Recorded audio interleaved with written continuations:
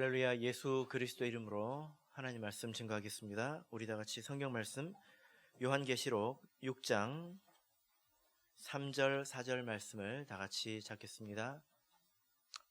요한계시록 6장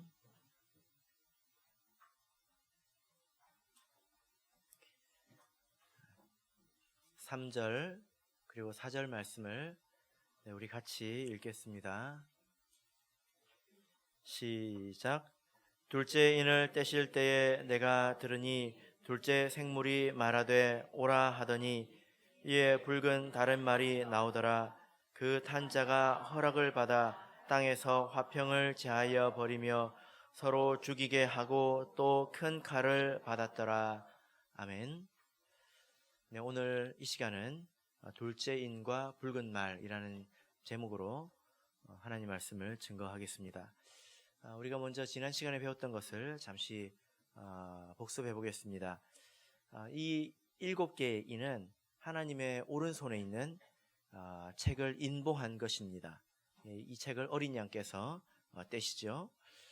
이 7인에는 특징이 있다고 했습니다. 첫째로는 이 7인의 내용은 사도시대가 아닌 말세의 이야기다 라고 말씀을 드렸죠. 그래서 4장 1절을 보면 이후에 마땅히 될 일을 내가 내게 보이리라 이렇게 말씀하셨습니다. 마땅히는 반드시라는 것입니다. 반드시. 예수님께서 반드시 십자가에 달리셔야 됐죠.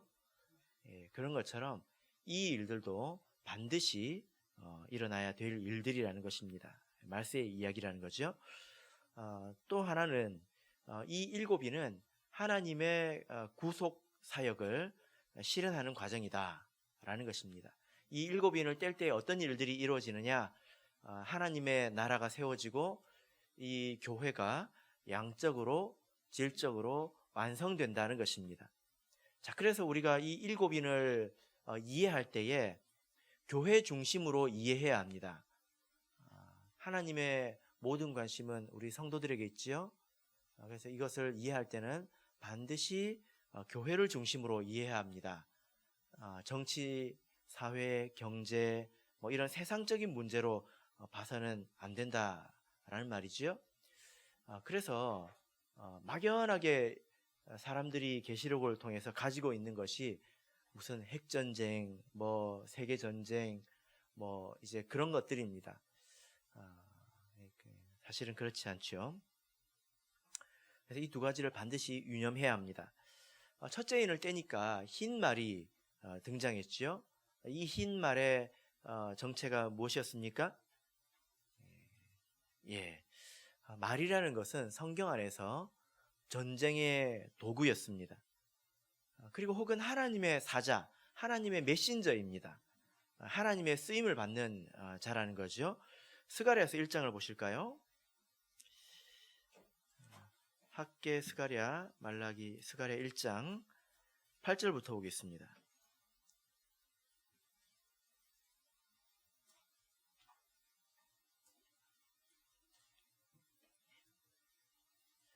스가랴서 구약성경 1314쪽 1장 8절 읽겠습니다. 시작. 내가 밤에 보니 사람이 홍마를 타고 골짜기 속 화석류 사이에 섰고 그 뒤에는 홍마와 자마와 백마가 있기로. 여기 보면 여러 가지 말들이 등장하지 않습니까? 9절 보면 내가 가로되 내 주여 이들이 무엇이니까, 이것이 도대체 무엇입니까? 이렇게 물어보고 있습니다. 그러니까 10절 보니까 화석류 나무 사이에 선 자가 대답하여 가로되 이는 뭐죠? 이 말들을 말하죠. 이는 여호와께서 땅에 두루 다니라고 보내신 자들이니다. 11절 보면 그들이 화석류 나무 사이에 선 여호와의 사자에게 고하되 우리가 땅에 두루 다녀보니 온 땅이 평안하여 정온하더이다. 여기서 이 말들은 하나님의 보내신 자들이죠. 그래서 하나님께 와서 보고를 하고 있는 것을 볼 수 있습니다. 자, 그래서 이 말은 하나님의 전쟁의 도구이고 또 하나님의 메신저라는 거죠. 희다라는 것은 거룩을 뜻한다라고 말씀을 드렸습니다. 그래서 종합적으로 이 흰 말은 무엇입니까? 말세에 하나님의 군대를 말하는 거죠. 참 예수 교회가 등장하는 것을 말하는 것입니다. 그래서 19장을 보시면 19장에도 흰 말이 등장하는데 이 흰 말에 대해서 여러분 쭉 보시면 이 흰 말은 만왕의 왕 만주의 주께서 타고 계신 말이죠. 또한 세마포를 입은 하늘 군대가 타고 있습니다. 이 세마포는 성도들의 옳은 행실이라고 말씀을 드렸죠. 그래서 이 말은 바로 교회라고 말할 수가 있는 것입니다. 자, 이제 둘째 인을 뗄 시간입니다. 둘째 인을 떼니까 어떤 말이 나왔습니까? 예, 붉은 말이 나왔죠. 이것도 역시 말입니다. 자, 그래서 첫 번째는 참 예수교회가 말세에 이 땅에 출현할 것이다 라는 이야기죠. 근데 두 번째에는 붉은색 말이 등장했는데 이것도 역시 또한 말입니다. 그런데 색깔이 다르죠? 네, 붉은색입니다. 자, 그러면 이 붉은 말은 무엇을 뜻하는 것일까요? 우리가 흰 말을 생각할 때와 동일한 과정으로 생각을 해볼 수 있습니다. 말이라는 것이 무엇입니까? 전쟁의 도구이고 하나님의 메신저이지요. 근데 붉은 말입니다. 이 붉다는 것은 무엇을 말할까요? 우리가 성경에서 찾아봐야 되겠죠. 그리고 성경 안에서 붉은 말이 혹시 나오는 것을 보신 적 있습니까? 그리고 여기 보니까 붉은 말에 대해서 뭐 이러하다 저러하다 표현이 있죠. 어떤 표현이 있습니까? 허락을 받아서 땅에서 화평을 제해버리고 서로 죽이게 하고 큰 칼을 받았다. 이런 표현들이 있습니다. 이 표현이 의미하는 것이 무엇인지 우리가 이해를 해보면 이 붉은 말에 대해서 종합적으로 이해를 할 수 있습니다. 이 붉은 말은 여러분들과 상당히 깊은 관련이 있습니다. 첫째로 이 말은 동일한 말입니다. 그죠? 그래서 이 붉은 말 또한 전쟁의 도구이고 하나님의 사자를 말합니다. 그럼 붉은 것은 무엇을 말할까요? 성경에서 붉다라는 것을 쭉 다 찾아보시길 바랍니다. 뭐가 생각나십니까? 성경에서 붉다라는 것을 쭉 찾아보면 여러 말이 나옵니다. 뭐 주홍색도 나오고 자색도 나오고 뭐 이런 것들이 여러 가지가 나오는데 여기서 붉다라고 기록된 것을 이렇게 원문으로 찾아보면 딱 3번밖에 나오지 않습니다. 여러분 붉은 것 하면 뭐가 떠오르십니까? 피가 떠오르시죠? 그런데 이 단어는 피에서 나온 단어는 아닙니다. 어디에서 나오냐면 여기서 붉은 이 말은 헬라어로 퓨로스라고 합니다. 퓨로스. 듣고 바로 잊어버리셔도 돼요. 퓨로스라고 합니다. 그런데 이 단어는 어디서 나왔냐면 불에서 났습니다. 불. 캠파이어 하면 불이 무슨 색깔입니까? 예, 붉은색이죠. 그죠? 불을 헬라어로 퓨르라고 합니다. 퓨르. 발음이 좀 비슷하지 않습니까? 불, 퓨르, 불, 퓨르. 좀 비슷하지 않습니까? 예, 저만 그런가요? 비슷하죠? 그래서 불을 퓨르라고 하는데 이 퓨르에서 퓨로스라는 단어가 나왔습니다. 그래서 이 붉다라고 되어 있지만 사실은 불 같은 혹은 불꽃 색깔의 이런 뜻입니다. 이 말의 색이 어떻다고요? 예, 불타는 색이라는 것입니다. 그냥 핏빛 그런 뜻은 아니죠. 첫 번째 인에서 흰 말이 나왔고요. 두 번째 인에서 붉은 말이 나왔습니다. 본질은 같다는 거예요. 그러나 색깔이 다르다는 것입니다. 성격과 특징이 다르다는 거죠. 그래서 이 붉은 말은 흰 말과는 완전히 다른 전혀 별개의 것이 아니라 말은 같은 말인데 그 성격이 좀 달라졌다는 거예요. 특징이 좀 달라졌다는 것입니다. 자, 그래서 이 붉은 말을 우리가 이해할 때에 이 말이 하나님의 교회를 나타내기 때문에 이 붉은 말조차도 하나님의 교회 안에서 일어나는 어떤 일 혹은 역사 우리가 이렇게 이해를 해야 되는 것입니다. 본질이 동일하다는 것입니다. 어떤 사람들은 이 붉은 말을 어떻게 이해를 하냐면 공산당이라고 생각하기도 합니다. 지난 시간에 말씀드렸죠. 이렇게 어떤 특정한 구체적인 어떤 세력 혹은 단체, 어떤 것, 이것으로 지목하는 것은 굉장히 위험합니다. 왜냐하면요, 아마 이렇게 생각한 사람들은 이 말씀을 읽고 이렇게 생각을 했을 거예요. 공산당은 화평을 제해버립니다. 그리고 공산당들이 사람들을 많이 죽이지 않았습니까? 전쟁으로. 그리고 여기 보니까 또 불다라고 이야기하고 있습니다. 그러니까 딱 떠오르는 게 뭐죠? 공산당인 거예요. 지금은 그렇게 이야기하는 사람들이 별로 없습니다. 언제 이런 이야기를 많이 했을까요? 몇십 년 전에. 지금은 공산주의가 거의 사라졌지만 예전 냉전 시대에는 공산주의가 이 세상에서 굉장히 큰 세력이었지 않습니까? 그래서 많은 사람들이 이 붉은 말은 공산당이다 이렇게 이야기를 했습니다. 틀렸죠. 잘못됐습니다. 왜 잘못됐는지 한번 생각해 보시길 바랍니다. 성경에 근거가 없습니다. 만약에 이 세상에서 붉은 것인데 화평을 재버리고 죽이게 하는 것, 이걸 찾아본다면 아마 공산당 이외에도 많은 것들을 찾아낼 수 있을 거예요.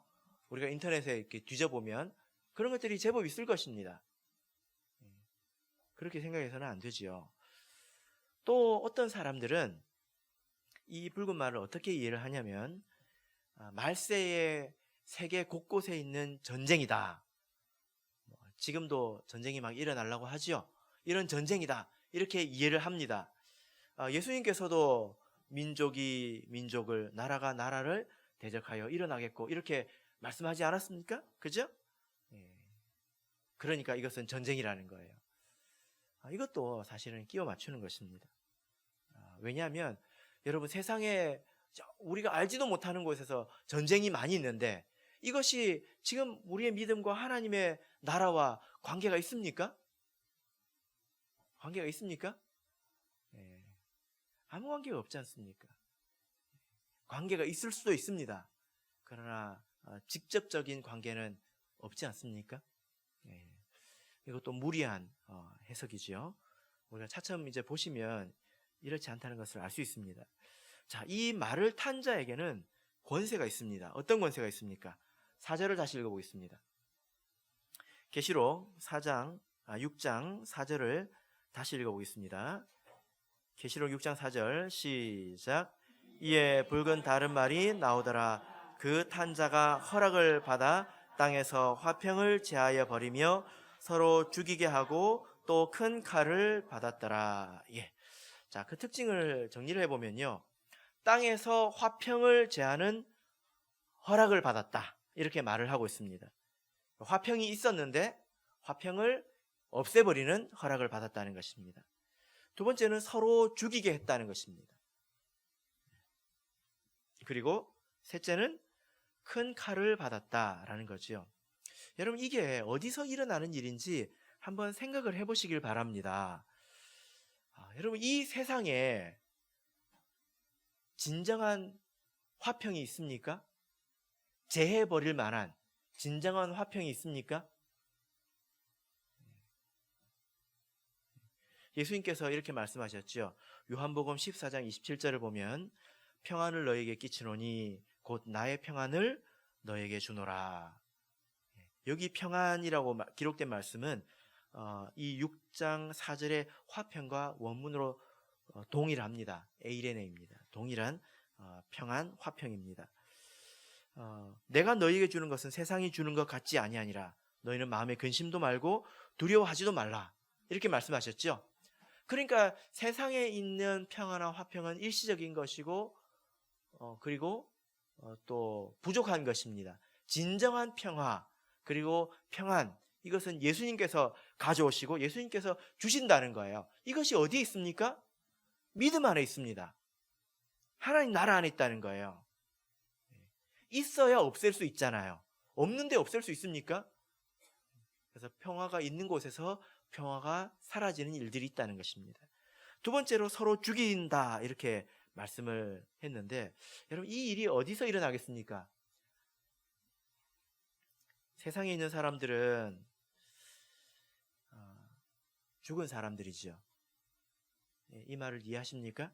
예수님께서 이렇게 말씀하셨습니다. 죽은 자들로 저희 죽은 자를 장사하게 하고 너는 나를 쫓으라. 영적으로 보자면 세상에 있는 사람은 죽은 사람입니다. 죽은 사람이 또 죽을 수 있습니까? 그럴 수 있습니까? 아니죠. 산 사람이 죽는 법입니다. 이 세상에서 산 사람은 어디에 가야 볼 수 있습니까? 여기에 지금 다 산 사람들이 있죠. 그죠? 그래서 이런 말씀들로 볼 때 이 일들은 저기 세상에서 일어나는 일들이 아니라 하나님의 나라 안에서 일어나는 일들이라는 것입니다. 흰 말이 출현하면서 참예수교회가, 이 참교회가 말세에 등장하게 되죠. 그리고 이어서 두 번째 붉은 말이 등장하게 됩니다. 이것은 참교회가 등장한 이후에 겪게 되는 어떤 일들에 관한 것입니다. 어떤 일을 겪을까요? 예수님께서 이 말씀을 이해할 수 있도록 아주 중요한 말씀을 하셨는데요. 마태복음 10장을 보겠습니다. 마태복음 10장입니다.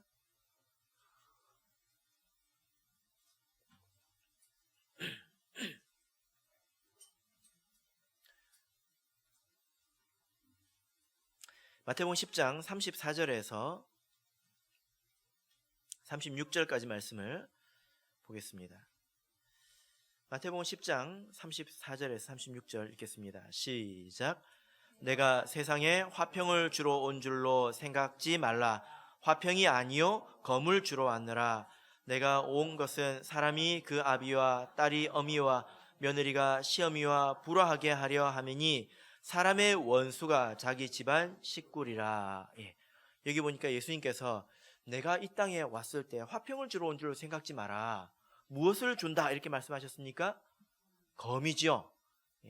이 검은 계시록 6장 4절에 있는 칼과 원문이 동일합니다. 그래서 이것은 칼을 말합니다. 근데 이 칼을 이 세상에 딱 주면 어떤 일이 생깁니까? 불화하는 일이 생긴다는 거예요. 화평이 깨지는 일이 생긴다는 것입니다. 그리고 사람의 원수가 자기 집안 식구리라 하는 말씀처럼 원수되는 일, 이것은 미워하는 일을 말합니다. 예수님으로 인해서 미움이 생긴다는 거예요. 동일한 말씀이 누가복음 12장에도 있는데요. 누가복음 12장 49절을 보겠습니다. 누가복음 12장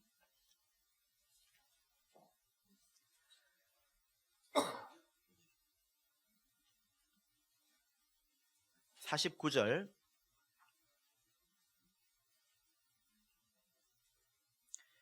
예, 49절 읽겠습니다. 누가복음 12장 49절 읽겠습니다. 시작. 내가 불을 땅에 던지러 왔노니 이 불이 이미 붙었으면 내가 무엇을 원하리요? 예. 자, 여러분 여기 보시면 예수님께서 이 땅에 무엇을 던지러 왔다 이렇게 말씀하고 있습니까? 불을 던지러 왔다. 그러면 예수님께서 이 땅에 불을 던지면 이 땅이 어떻게 될까요? 뜨거워지겠죠. 그죠? 그러면 어떤 일이 생길까요? 51절 보겠습니다. 51절 시작. 내가 세상에 화평을 주려고 온 줄로 아느냐? 내가 너희에게 이르노니 아니라 도리어 분쟁케 하려 함이로라. 참 이해하기 힘든 말씀인데요. 예수님께서 이 땅에 오시면 도리어 분쟁하는 일이 있다는 것입니다. 불을 던지면 거기에 불이 나가지고 분쟁하는 일이 생긴다라는 거죠. 이것은 사실은 칼과 동일한 것입니다. 그래서 이 예수님의 말씀으로 이렇게 비추어 볼 때에 붉은 말에서 붉다, 이 불꽃 같다, 그리고 칼, 화평을 제해버린다. 이것은 사실은 동일한 것입니다. 칼을 던지면 화평이 없어집니다. 원수가 생기지요. 불을 던지면 분쟁이 생깁니다. 화평이 제해버리는 것은 같은 거지요. 여러분, 흰 말이 출현해야 비로소 붉은 말이 출현할 수 있습니다. 아무 것이나 갖다 붙이면 붉은 말이 먼저 출현하고 흰 말이 출현하는 그런 일도 생기겠죠. 시중에 있는 여러 이제 참고서들을 이렇게 보면 흰 말은 이것이다, 붉은 말은 이것이다 이렇게 이야기를 하지만 사실 그 사이에 논리적인 순서가 없습니다. 이것을 전쟁이라고 생각해 보십시오. 전쟁이 언제적부터 있었습니까? 흰 말이 생기기 한참 전에도 전쟁은 있었습니다. 그렇게 볼 수가 있는 게 아니에요. 이 붉은 말 가운데 전쟁이 포함되어 있다. 그럴 수 있습니다.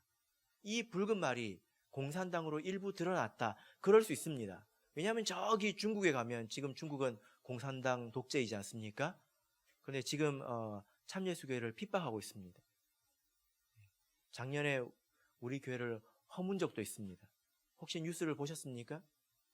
그래서 불도저를 동원해가지고 그 교회 앞을 사람이 들어갈 수 없도록 흙으로 다 막아놓기도 했습니다. 이 핍박이 있는 거지요. 붉은 말이 그렇게도 등장하지만 이것은 그것이다 라고 말을 하는 순간 우리는 이제 거기에 갇혀버리게 되는 것이다 라는 것입니다. 여러분도 붉은 말이 될 수 있습니다. 저도 붉은 말이 될 수 있습니다. 이 말을 이해하시겠습니까? 참 예수교회가 출현하고 나서 그 가운데 분쟁이 되는 일들, 그리고 불화하는 일들, 그런 일들이 생긴다는 것입니다. 여러분들도 지금까지 신앙생활을 해오시면서 말도 안 되는 일로 교회의 화목이 깨지고 또 그런 일을 많이 겪지 않았습니까? 또 개인적으로도 이런 일을 겪지 않습니까? 참 예수교회에서 믿음을 가지고 난 후에 비로소 갈등이 시작되는 경우도 있습니다. 가족과, 저 같은 경우는 그렇죠. 제가 원래는 부모님과 아주 사이가 좋았습니다. 참 예수교회 다니고 난 이후에 평화가 깨졌습니다. 그리고 우리 이 참 예수교회 안에도 자체적으로 예수님이 던진 검과 또 불이 없다. 여러분 이렇게 말할 수 있을까요? 그럴 수 없죠. 우리 교회 과거를 보고 또 우리 한국에 있는 참예수교회를 보고 전 세계를 보면 이런 일이 없다 이렇게 말할 수가 없습니다. 만약에 그런 일이 전혀 없다면 그것은 참 교회가 아닙니다. 말이 아닙니다. 흰 말도 아니라는 거예요. 이해하시겠습니까? 이런 일이 전혀 없는 그런 교회를 꿈꾸십니까? 혹시 있다면 거기는 말세의 참 교회는 아닙니다. 왜냐하면 이 붉은 말이 등장해야 되기 때문이지요. 우리 성도님들께서는 이 믿음으로 인해서 핍박을 받고 또 마땅히 친밀해야 될 사이에 금이 가고 이런 일을 경험해 보셨는지 모르겠습니다. 그럴 때 우리는 어떻게 해야 될까요? 어떻게 해야 될까요? 안타깝지만 이런 일이 많지요. 마태복음 13장을 보겠습니다. 마태복음 13장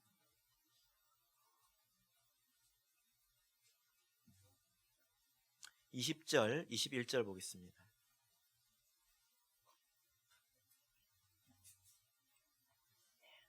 마태복음 13장 20절, 21절 읽겠습니다. 시작. 돌밭에 뿌리였다는 것은 말씀을 듣고 즉시 기쁨으로 받되 그 속에 뿌리가 없어 잠시 견디다가 말씀을 인하여 환난이나 핍박이 일어나는 때에는 곧 넘어지는 자요. 여기 보니까 돌밭에 뿌린 자 나오는데요. 말씀을 인하여 환난이나 핍박이 일어난다 이렇게 말씀하고 있습니다. 환난과 핍박, 세상에도 고생하는 사람들이 많죠. 수고하는 사람들이 많습니다. 세상에 고생 안 하는 사람들이 있습니까? 그런데 이 환난과 핍박, 이 수고로운 일들은 좀 다릅니다. 이것은 오로지 말씀으로 인해서 생긴다는 거예요. 진리로 인해서, 신앙으로 인해서 생긴다라는 것입니다. 그때에 넘어지는 자들이 있다는 것입니다. 안타깝죠. 혹시 우리 성도님들께서는 교회에서 불을 받아보신 적 있으십니까? 교회에서 칼을 받아보신 적 있습니까? 이 질문의 내용이 무엇입니까? 무슨 뜻이죠? 교회에서 어떤 일이든지 화평을 잃어버릴 만한 일을 겪어보신 적이 있느냐라는 질문입니다. 혹시 여러분 교회에서 미움을 받아보신 적이 있습니까? 이런 일을 경험한다면 정말로 견디기가 힘들지요. 이런 일을 겪을 때 시험에 들기가 쉽습니다. 그렇지 않겠습니까? 처음에 올 때는 참교회라고 그러더니 참예수교회라고 그러더니 뭐 똑같네 그러지 않겠습니까? 우리는 하나님의 말씀을 가지고 생각해야 합니다. 무지로 인해서 시험에 들지 말아야 합니다. 간혹 이제 어떤 분들이 저에게 와서 교회가 왜 이래? 뭐 교회가 어떻게 이럴 수가 있냐? 라고 이렇게 물어오면 저는 되묻습니다. 그럼 교회는 어떻게 해야 됩니까? 어떻습니까? 어때야 됩니까? 라고 물어봅니다. 제가 그 말을 이해하지요. 모르는 바가 아닙니다. 마땅히 교회는 사랑이 넘쳐야 되겠죠? 평안해야 되지 않겠습니까? 그죠? 예. 그런데 이런 일도 있으리라는 것이 성경 말씀 아닙니까? 제가 어떤 분한테 어떤 분이 저에게 찾아와서 상담을 했는데요. 교회에서 자기가 이제 그런 일을 겪어서 교회를 올 때마다 약을 먹고 왔대요. 머리가 너무 아프고 이제 심장이 두근두근 거려서 이제 교회 올 때마다 약을 먹고 왔대요. 혹시 여러분 가운데 그런 분 계십니까? 교회 올 때마다 막 교회 근처에 오면서 막 두통이 시작됩니다. 내가 그 사람을 또 봐야 되나? 또 나한테 뭐라 그러면 어쩌지? 누가 나한테 뭐라 그러면 어쩌지? 그럼 얼마나 괴롭겠습니까? 그렇다고 교회는 안 나갈 수는 없잖아요. 그러니까 약을 먹고 교회 왔다는 거예요.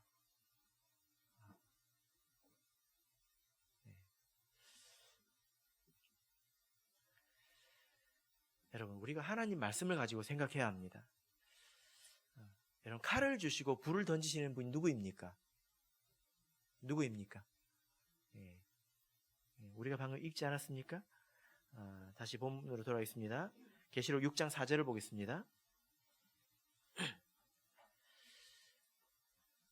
계시록 6장 4절 읽겠습니다. 시작. 이에 붉은 다른 말이 나오더라. 그 탄자가 허락을 받아 땅에서 화평을 제하여 버리며 서로 죽이게 하고 또 큰 칼을 받았더라. 여기 보면 그 붉은 말과 그 탄자가 허락을 받았다 이렇게 말하고 있습니다. 허락을 받았다고요. 생각해 보십시오. 우리가 교회에서 어떻게 저렇게 깡패 같은 사람이 교회에서 저렇게 물을 흐릴까? 사람들을 불편하게 할까? 진짜 깡패 같다는 게 아니라 말이 깡패 같다는 것입니다. 분쟁을 일으킨다는 것입니다. 어떻게 그런 일이 있을까? 여러분, 하나님께서 허락하시지 않으면 그런 일들이 교회에 있을까요? 있을 수 있을까요? 그런 일들이 있을 수 있을까요? 그렇지 않습니다. 허락을 받았다라고 말하고 있습니다. 그리고 8절을 보시기 바랍니다. 여기 보면 내가 봄에 청황색 말이 나오는데 그 탄자 이름은 사망이니 음부가 그 뒤를 따르더라. 저희가 땅 4분의 1의 권세를 얻어. 여기 보면 권세를 얻었다 이렇게 말을 하고 있죠. 허락 없이 그 누구도 하나님의 백성 가운데서 일을 할 수가 없습니다. 여기서 권세를 얻어, 허락을 얻어 이렇게 말을 하고 있는데 여러분 권세라는 말의 뜻이 무엇입니까? 국어사전 찾아보면요. 권세라는 말은 권력과 세력, 무언가를 할 수 있는 그런 힘을 말하잖아요. 그런데 원문을 보면 권세라는 말은 하나님에게서 나온 것 이런 뜻입니다. 우리가 주기도문 가운데서 뭐라고 기도합니까? 나라와 권세와 영광이 아버지께 영원히 있사옵나이다. 이렇게 기도하잖아요. 여기서 말하는 이 권세가 누구에게 있습니까? 항상 하나님께 있습니다. 하나님께서 그들을 그렇게 하도록 허용해 주시고 내어버려 두시고 그런 권세도 주신 것입니다. 예수님께서 이렇게 말씀하셨죠. 마태복음 10장 29절을 보면 참새 2마리가 한 아사리온에 팔리는 것이 아니냐. 그러나 너희 아버지께서 허락지 아니하시면 그 하나라도 땅에 떨어지지 아니하니라. 예수님께서 이렇게 말씀하셨습니다. 하나님께서 허락지 않으시면 하늘을 나는 그 참새 2마리 작은 것도 땅에 떨어지는 일이 없다. 하물며 하나님의 백성 가운데서 하나님 허락 없이 분쟁이 있을 수 있을까요? 생각해 보시기 바랍니다. 우리가 좀 이해하기 힘들죠. 그래서 우리가 이걸 믿음으로 받아들여야 합니다. 이게 믿음 안에서 순리입니다. 그냥 막대 먹은 사람 하나가 혹은 어떤 일이 생긴 것이 아니라 하나님께서 그 가운데 불을 던지신 것입니다. 칼을 주신 거죠.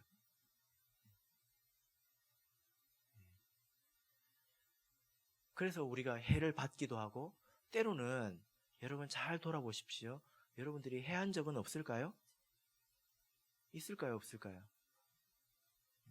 여기 뭐 서로 해한다고 말하고 있습니다. 그러다 죽는 일도 생기죠. 실족하는 일도 생긴다는 것입니다. 비극이죠. 여러분 왜 이런 일이 있는 것일까요? 하나님께서 왜 이 땅에 이 교회에 불을 던지시고 칼을 주시는 것일까요? 왜 그런 것일까요? 베드로전서를 보겠습니다. 베드로전서 4장 12절 13절을 보겠습니다.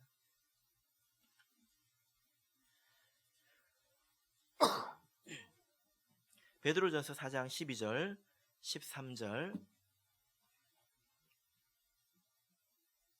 읽겠습니다. 시작.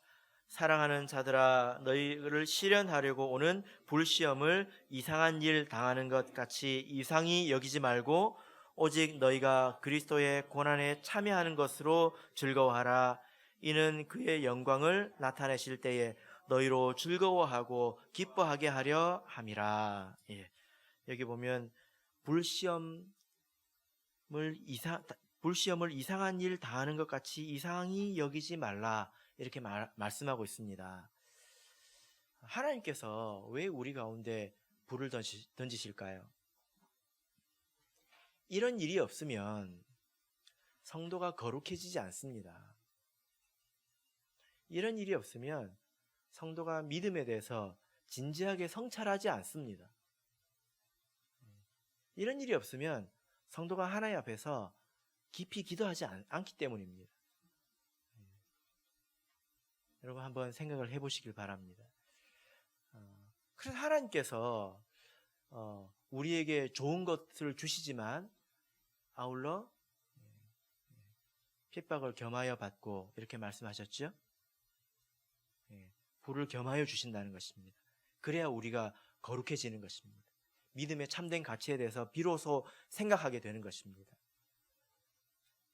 만약에 이런 일을 이렇게 교회에서 당해서 믿음이 이렇게 떨어진다면 안타까운 일이죠. 교회를 떠난다면 그것은 정말로 안타까운 일입니다. 그런데 사실 그것은 불신입니다. 믿음이 없는 것입니다. 왜 그렇습니까? 그것은 교회는 하나님이 없다라고 말을 한 것이기 때문이에요. 하나님이 있다라고 믿으면 그 믿음이 마음속에 중심에 있으면 절대로 교회를 떠나지 않습니다.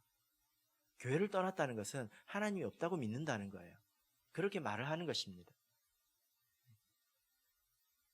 물론 그런 일을 행해서 실족하게 한 사람에게는 하나님께서 어떻게 하라고 하셨죠?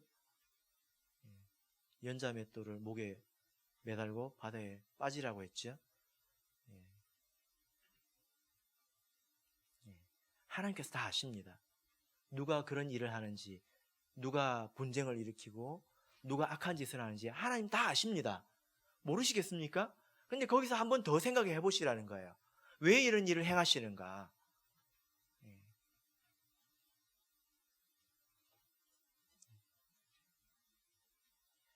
이사야서 66장 16절을 보면 여호와께서 불과 칼로 모든 혈육에게 심판을 베푸신즉 여호와께 사륙당할 자가 많으리니, 죽는 자가 많을 것이다, 이렇게 말씀을 하고 있습니다.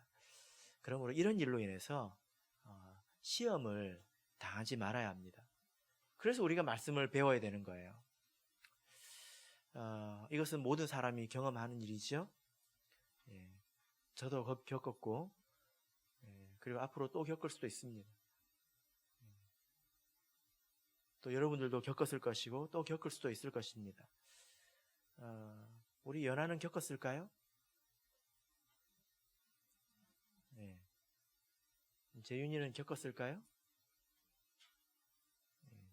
혹시 나는 안 겪었다 라고 생각하시는 분들은 아마 자기 자신이 칼 자체일지도 모르겠습니다. 자기 자신이 불 자체일지도 모르겠습니다. 불이 스스로 뜨겁다고 하진 않으니까. 그죠? 하나님의 백성이라면 이런 일은 다 겪게 되어 있습니다. 성경에 이런 비유가 있는데요. 이런 말씀이 있는데 아브라함이 이삭과 함께 아들을 번제로 드리기 위해서 모리아 산으로 가지 않았습니까? 그죠? 근데 그 행할 때에 아브라함의 손에 두 가지가 있었습니다. 손에 두 가지를 들고 있었습니다. 뭘 들고 있었을까요? 창세기 22장 6절을 보겠습니다. 창세기 22장 6절입니다.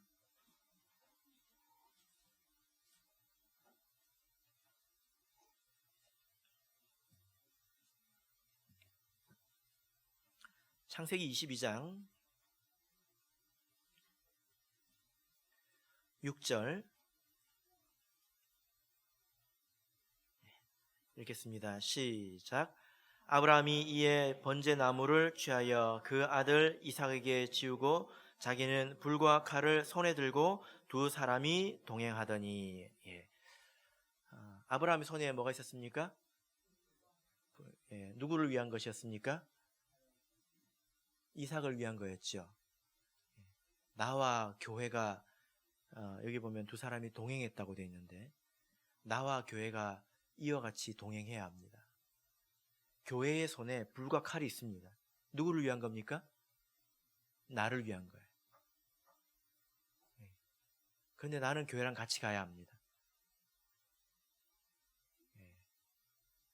무슨 말입니까? 교회를 믿어야 합니다. 하나님을 믿어야 하고 예수님을 믿어야 하지 않습니까? 그리고 예수님의 몸된 교회를 또한 믿어야 합니다.